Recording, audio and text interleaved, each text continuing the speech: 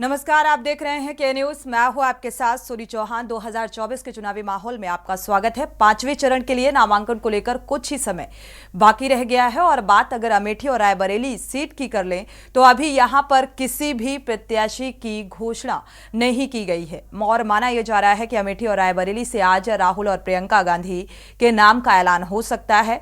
शायद इसीलिए कांग्रेस ने नामांकन की तैयारियां तेज कर दी हैं और हालांकि 3 मई को नामांकन होगा।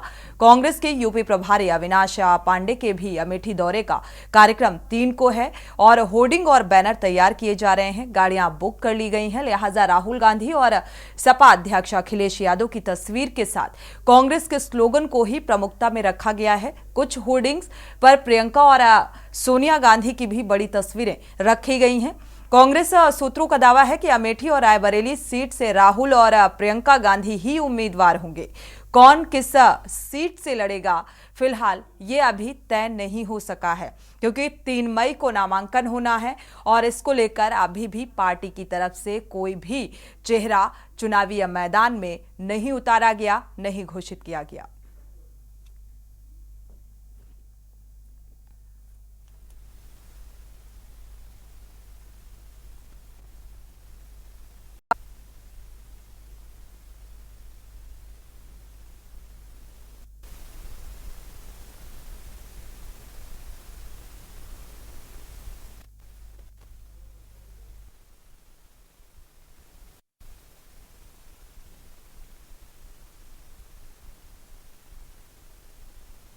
बरेली जो है सबसे अहम हॉट सीट में से ये दोनों सीटें मानी जाती हैं और एक गांधी परिवार का गढ़ भी कहा जाता है। और अब ये कहा जा रहा है दावेदारी को लेकर, क्योंकि अभी तक कोई भी प्रत्याशी कांग्रेस की तरफ से चुनावी मैदान में नहीं उतारा गया। हालांकि अमेठी से स्मृति ईरानी ने नामांकन भर दिया है। अब जिन चेहरों को लेकर सियासत गर्म है, क्या उन्हीं चेहरों को इन चुनावी मैदान में, इन सीटों में उतारा जाएगा या फिर कोई और?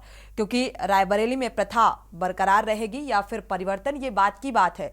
इसी बात को लेकर आज 2024 के चुनावी माहौल में चर्चा करते हैं। हमारे साथ खास मेहमान जुड़ चुके हैं। डॉक्टर विशेष गुप्ता जी हैं, बीजेपी प्रवक्ता, आपका बहुत बहुत स्वागत इस चर्चा में शामिल होने के लिए। राज शर्मा जी हैं, कांग्रेस प्रवक्ता, आपका भी बहुत बहुत स्वागत इस चर्चा में शामिल होने के लिए। सुरेंद्र दुबे जी हैं, वरिष्ठ पत्रकार, आपका भी बहुत बहुत स्वागत। शुरुआत बीजेपी प्रवक्ता से करेंगे। डॉक्टर विशेष गुप्ता जी, क्योंकि देखा जाए अमेठी और रायबरेली जिनकी चर्चाएं अब जोरों पर हैं, 3 मई को नामांकन होना है, दिन बेहद ही कम बचे हैं। आज 2 तारीख हो चुकी है और अभी तक पार्टी की तरफ से कोई भी उम्मीदवार घोषित नहीं किया गया है। इतना वक्त क्यों लग रहा है? देखिए, ये कांग्रेस ने स्पष्ट है घोषित नहीं किया जी। कि कांग्रेस पार्टी की सरकार बहुत लंबे समय तक 6-7 दशक तक सरकार में रही है और बहुत लंबे समय तक उसने राज किया। और रायबरेली और अमेठी दोनों ही सीटें परंपरागत सीटें रही हैं और बिल्कुल। बहुत लंबे समय तक गांधी परिवार ने उस पर राज किया है।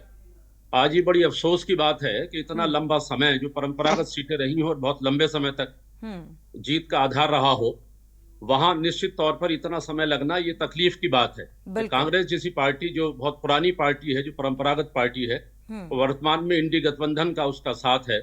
तो कहीं ना कहीं मुझे लगता है कि कहीं ना कहीं भारतीय जनता पार्टी के काम के आधार पर जो भी काम किया है या जो भी इस बीच में विकास हुआ है, उस विकास को लेके कहीं ना कहीं ये भय है कि कहीं पराजय का मुंह ना देखना पड़े। इस कारण से बहुत लंबा समय, क्योंकि भारतीय जनता पार्टी ने अमेठी में अपना उम्मीदवार बहुत लंबे समय से उतार दिया है और स्मृति ईरानी काम कर रही हैं और जीत भी चुकी हैं 2019 में। वर्तमान में भी कहीं ना कहीं मुझे लगता है कि मोदी जी की गारंटी और उनके काम के सामने जो भी उन्होंने काम किया है, विकास का जो आधार है, उससे कहीं ना कहीं बहुत सोच विचार के कैंडिडेट को उतारने का विचार चल रहा है। लेकिन इतनी देरी निश्चित तौर पर तकलीफ का विषय है। स्मृति ईरानी को अमेठी से कौन टक्कर दे पाएगा, इस पर अभी भी मंत्रणा जो है कांग्रेस की वो जारी है। राज शर्मा जी, कांग्रेस प्रवक्ता, हमारे साथ जुड़े हुए हैं।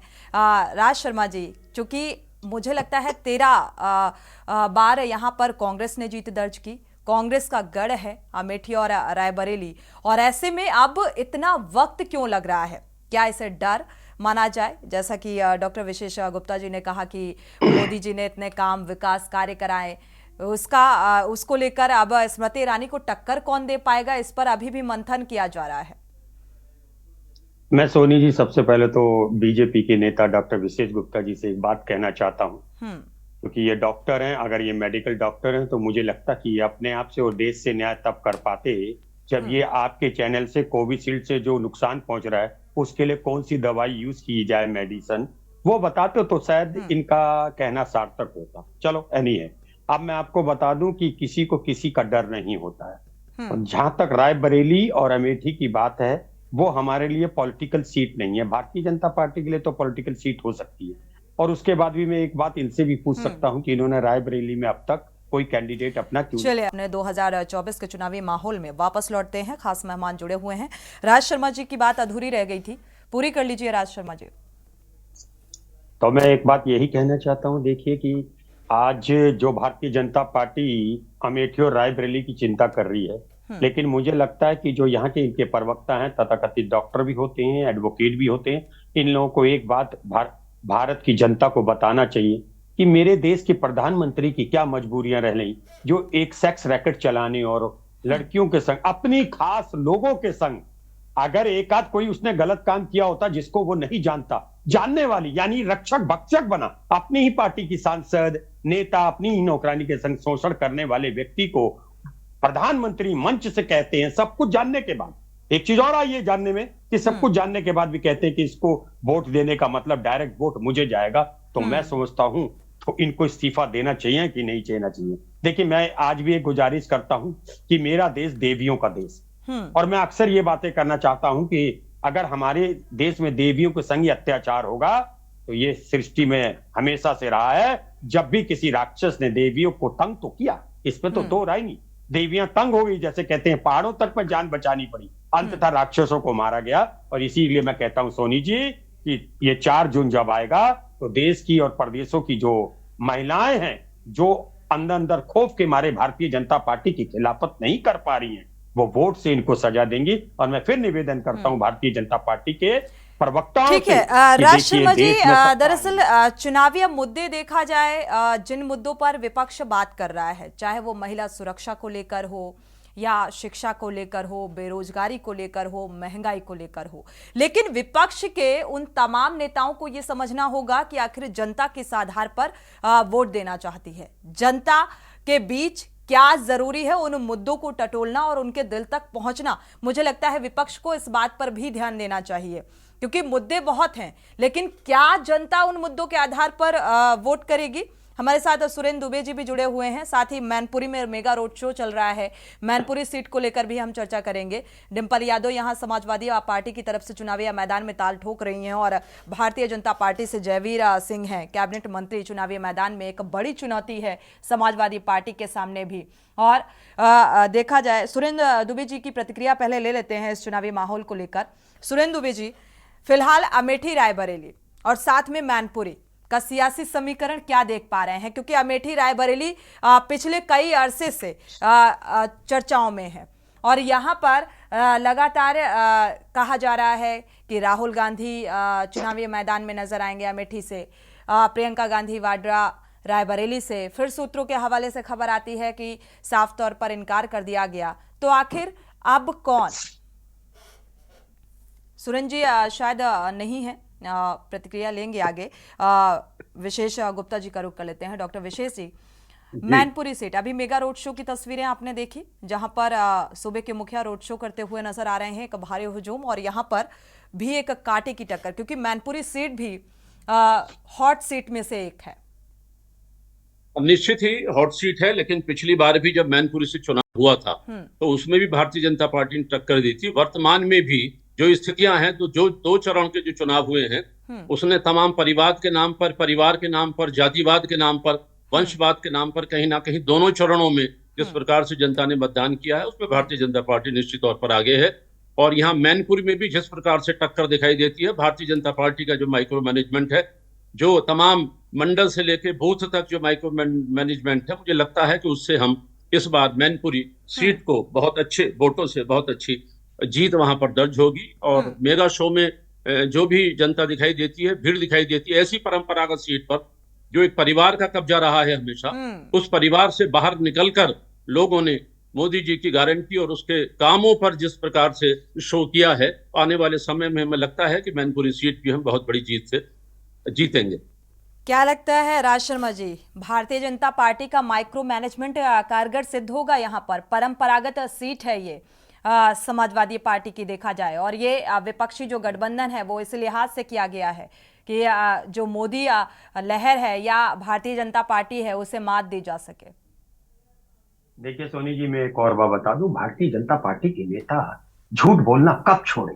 ये वंशवाद अभी डॉक्टर विशेष गुप्ता जी कह रहे हैं। मैं फिर दोबारा एक बात आता हूं, मैं जड़ से जड़ को मिलाने की बात रखता हूं। अगर डॉक्टर विशेष गुप्ता जी मेडिकल डॉक्टर हैं, अगर इनके मेडिकल डॉक्टर नहीं हूं, मैं प्रोफेसर था डिग्री कॉलेज में 40 साल तक मैंने पढ़ाया है, इसलिए गलतफहमी में रहने की आवश्यकता नहीं है। नहीं मैं गलतफहमी तो आप दूर करोगे ना। डॉक्टर हमेशा माना वो ठीक है, बस हो गई बात। मैं दावे के संग कहता हूँ कि अगर मैं बता देता हूँ, एक MBBS डॉक्टर होता है, हॉस्पिटल चला रहा होता है, उसके 4 लड़के होते हैं तो 3 लड़के ऑटोमेटिकली डॉक्टर बन जाते हैं। जो PhD होल्डर्स होते हैं वो भी डॉक्टर लगाते हैं, ठीक है। नहीं चर्चा का नहीं, वो मुझे सब पता है। मैं मगर मुझे लगा अगर ये है तो मेरा रेफरेंस तब उनके लिए ये था कि अगर ये मेडिकल डॉक्टर। मैं एक बात कहना चाहता हूँ, देखिए वंशवाद कुछ नहीं होता है। अगर वंशवाद होता है तो मुझे ये बता दीजिए, ठाकुर अनुराग ठाकुर किसके, उनके पिताजी कौन सा टीचर थे? हो सकता है प्रोफेसर हो। अच्छा, दुष्यंत सिंह के पिताजी भी हो सकता है एडवोकेट हो, और पंकज सिंह के पिताजी भी हो सकता है टीचर हो, है ना? यही तो है। ये इनके पिताजी क्या थे? ये सब बेकार की बात है, वंशवाद। राहुल गांधी में क्या वंशवाद चल रहा है? पूरा देश उन्होंने चलकर गुजार दिया। कितने लोग हैं आप डॉक्टर साहब, आप तो प्रोफेसर साहब हैं, आप तो सम्मान के पात्र हैं, और शायद आप जो बोलो, मैं एक बार को बोलूं तो 98% माने लोग। आप तो प्रोफेसर हो, आपकी बात को तो मुझे लगता है 110% लोग मानेंगे। आप ये बता दीजिए, आप कितने लोग, आप जानते हो कितने लोगों को जिन्होंने पूरी भारतवर्ष को पैदल नाप दिया हो? आप मुझे बताइए, वर्ल्ड में ऐसा नेता बताइए, किसी भी देश के नेता ने अपने देश को पैदल नाप दिया हो? आप उसको अभी भी कहेंगे कि लीगेसी वाला नेता है? तो मैं सोचता हूं हमारा और आपका पढ़ना बेकार है।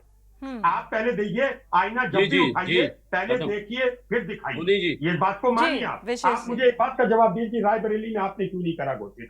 एक बात को जवाब दे दीजिए। और एक आप ये बताइए, राज शर्मा जी, आप ये बताइए, रायबरेली परंपरागत सीट है, बहुत लंबे समय से अपने हिस्से की हिस्सेदारी रही है। आखिरकार कांग्रेस की क्या मजबूरी है? भारतीय जनता पार्टी को उम्मीदवार देख के उतारेगी, वो दूसरी बात है, लेकिन पहला क्लेम आपका बनता है क्योंकि बहुत लंबे समय से आपके इतना मंथन क्यों? दोनों ही पार्टियों से मेरा सवाल है, राज शर्मा जी और विशेष जी, दोनों ही भारतीय देखा जाए दोनों ही राजनीतिक पार्टियों के प्रवक्ता से हमारा सवाल है कि इतना मंथन क्यों हो रहा है अमेठी और रायबरेली को लेकर? एक दूसरे की प्रत्याशी का इंतजार है कि पहले कांग्रेस की तरफ से प्रत्याशी घोषित किया जाए, इसके बाद भारतीय जनता पार्टी घोषित करेगी? नहीं, मेरा केवल ये कहना है कि जब सीट परंपरागत रही है और आपको पूरा भरोसा है कि आपने जो भी पुराने काम किए हैं उस आधार पर ये सीट हम जीतेंगे, तो आखिरकार ऐसी कौन सी मजबूरी है, इतने मंथन की आवश्यकता क्या है कि जो रायबरेली पर इतना समय लग रहा है कि हमें घोषित कर देना चाहिए? भारतीय जनता पार्टी को सीट नहीं रही, ये तो सीट कांग्रेस पार्टी की है। मेरी बात ठीक हो गया, क्लियर। प्रोफेसर साहब एक और बात बताइए ना, मैं अपने बेटे की शादी का कार्ड आपको देने आऊं, उसमें बारात का प्रस्थान का टाइम 8 बजे रात लिख दूं, तो क्या आपसे पूछ के लिखूंगा? मेरी मर्जी। आपको बुलाने आया हूं, हमारी पार्टी का मामला है। Who are you? You are not certificate. राजनीतिक टिप्पणी होनी चाहिए, व्यक्तिगत नहीं। ठीक है, हम नहीं पूछते, आप क्यों पूछ रहे हैं? हमारी भारतीय जनता पार्टी शादी तय कर रही है। भारतीय जनता पार्टी जब आप लोगों ने शादी तय करने के बाद अपना कार्ड बांट नहीं है, आप लोग आग लगाए रह रहे हो अपने। ठीक है, राज शर्मा जी, राज शर्मा जी, राज शर्मा जी, सूत्र की रक्षा नहीं करते। क्या बात है? तो आप विरासत की बात करते हो, आप जिहाद के नाम पर आप वोट मांगते हो। क्या जिहाद होता है? क्या जिहाद होता है? बात कर रहे हैं, जमीन छीनने की आप बात कर रहे हैं।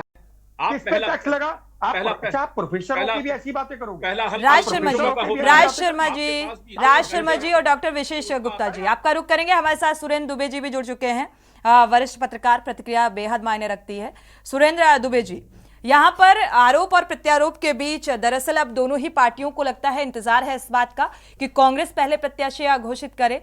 हालांकि किस चेहरे को इस चुनावी मैदान में इन हॉट सीटों में उतारा जाएगा? अमेठी, रायबरेली, मैनपुरी का भी रोड शो सामने आ रहा था। यहाँ पर डिंपल यादव समाजवादी पार्टी से चुनावी मैदान में है, भारतीय जनता पार्टी से कैबिनेट मंत्री जयवीर सिंह चुनावी मैदान में है। कड़ी चुनौती, यहाँ का सियासी समीकरण क्या कुछ बयां करता हुआ नजर आ रहा है?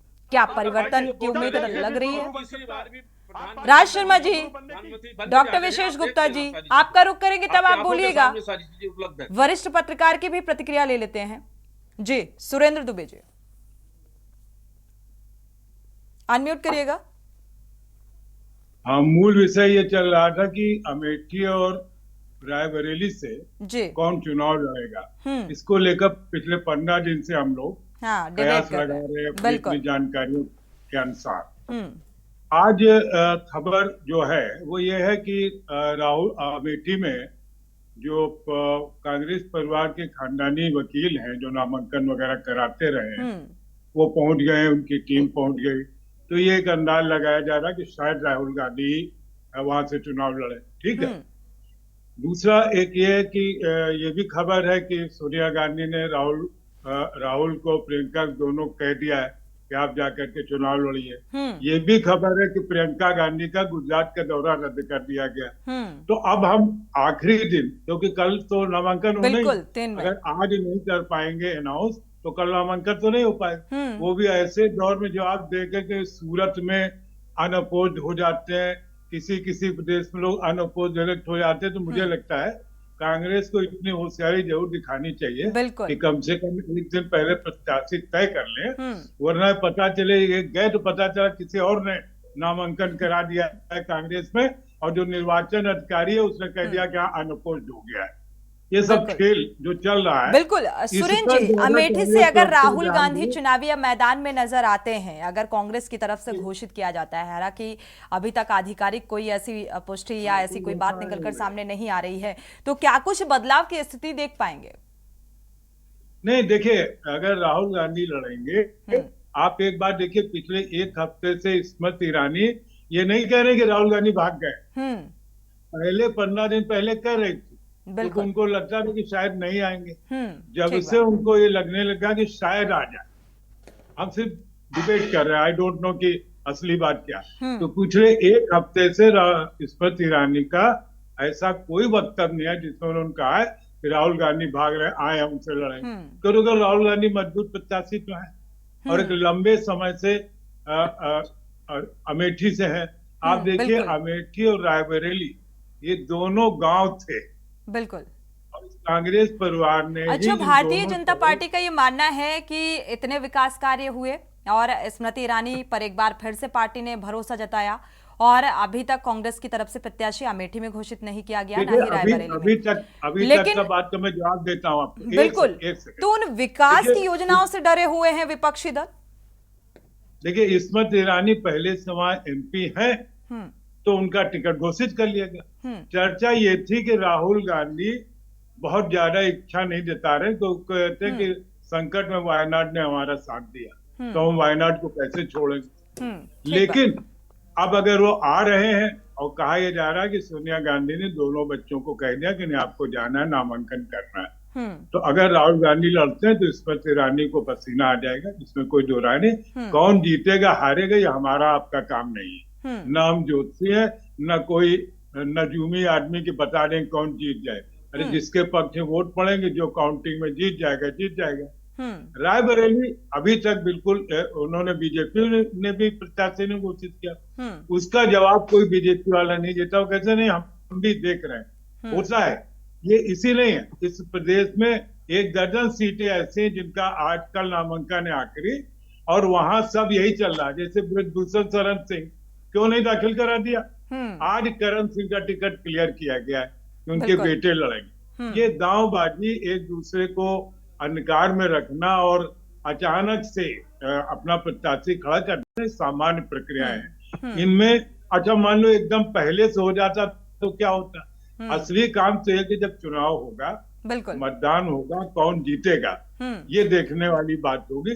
तो मैं समझता हूँ कि आज की जो संभावना है इसमें ऐसा लग रहा है कि राहुल और प्रियंका दोनों लड़ेंगे, लेकिन कोई बात बिल्कुल 100% तय नहीं कही जा सकती, क्योंकि वो कांग्रेस पर। वाड्रा का नाम भी इस रेस में सामने आ रहा है।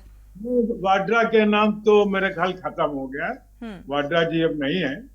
राहुल आएंगे, और राहुल नहीं आएंगे तो उनकी जगह देखिए कौन आएगा। वाड्रा को ला करके कांग्रेस कोई रिस्क लेगी, मुझे ऐसा नहीं लगता है। ठीक है जी। डॉक्टर विशेष गुप्ता जी, चलूंगा, मुझे दूसरी जगह जाना है। ठीक है, ओके। डॉक्टर विशेष गुप्ता जी, जी रायबरेली में प्रत्याशी घोषित करने को भारतीय जनता पार्टी अभी तक मंथन कर रही है और कोई अभी ऐसा मतलब ऐसा कुछ निकलकर सामने नहीं आ पा रहा है। इतना समय क्यों भारतीय भाई जनता देखिए, पार्टी को सोचना पड़ रहा है? जो नहीं नीति अपनी देखा जाए एक सुनिश्चित नीति की बात करती है और विकास की बात करती है। देखिए, भारतीय जनता पार्टी भी बहुत सोच समझ के विचार करती है और बहुत सोच समझ कर ही प्रत्याशी को उतारती है। अभी तक आपने देखा होगा जितने प्रत्याशी पर मंथन किया गया है, उस मंथन में कभी भारतीय जनता पार्टी पीछे भागी नहीं है। इसलिए रायबरेली में भी कम से कम हमें तो चिंता कांग्रेस की होती है। भाई तुम्हारी सीट है, लंबे समय से तुम जीत रहे हो, अरे उसमें आप घोषित काहे करने चिंता करते हो? आप घोषित क्या करने करनी में चिंता? क्या बात है? इसका नहीं मतलब तो कहीं ना भारतीय कहीं जनता पार्टी को भी प्रत्याशी अवतार देना चाहिए था। कल नामांकन की डेट है। जमीन पर उतारा है और उन योजनाओं का आप कौन? समाज के आखिरी छोर पर जो लाभ अरे मिला है, आप ये उस बताओ, लाभ के आप कारण से दूसरे के आज घरों भी पे क्यों जनता पार्टी झांकते के हो? पक्ष में आदत नहीं मतदान गई करने क्या? के लिए लोग आज भी तैयार हैं। इसलिए भय का वातावरण बना हुआ है। भय का वातावरण उस आपने भय बनाया के क्या? वातावरण से बेकार आप की भाग बातें रहा कर है। रहे हैं। भाई भारतीय जनता क्या पार्टी तो मतलब सत्ता में आपका? है और दूसरे के भारतीय घर में जनता पार्टी की झांकते सीट रहते हो। नहीं है वो, लेकिन फिर भी हम बहुत आत्ममूल्यांकन के साथ ठीक उसी कर दी। प्रकार से अपने कब प्रत्याशी सुधरेंगे को आप लोग? उतारना चाहते हैं ताकि वो कहीं उस पर पूरे तरीके से वहां खरा उतरे और भारतीय जनता पार्टी मात दे सके कांग्रेस के उस प्रत्याशी को। इसीलिए सोच समझकर विचार चल रहा है। चूंकि ये सारा आदमी कांग्रेस कद्दू पानी की हो जाएगा। परंपरागत सीट है ये और इसलिए भारतीय जनता पार्टी को इतना मंथन करना पड़ रहा है कि कहीं ऐसा ना हो कि अगर प्रत्याशी भारतीय जनता पार्टी ने पहले उतार दिया तो वो टक्कर दे पाएगा या नहीं दे पाएगा। इस बात को लेकर मंथन किया जा रहा है विशेष गुप्ता जी, और भारतीय जनता पार्टी को इतना सोचना पड़ रहा है। हाँ, विपक्षी नेताओं को लेकर विपक्षी दल की अगर बात करें तो मुझे लगता है ये चीजें उनके लिए बहुत इजीली बोली जाती हैं कि भाई विपक्ष की जो रणनीति है वो ठोस नहीं है। हालांकि विपक्ष भी अभी काफी लेट लतीफी कर रहा है। राज शर्मा जी, चूंकि वक्त ज्यादा बचा नहीं है और कल नामांकन का दिन है।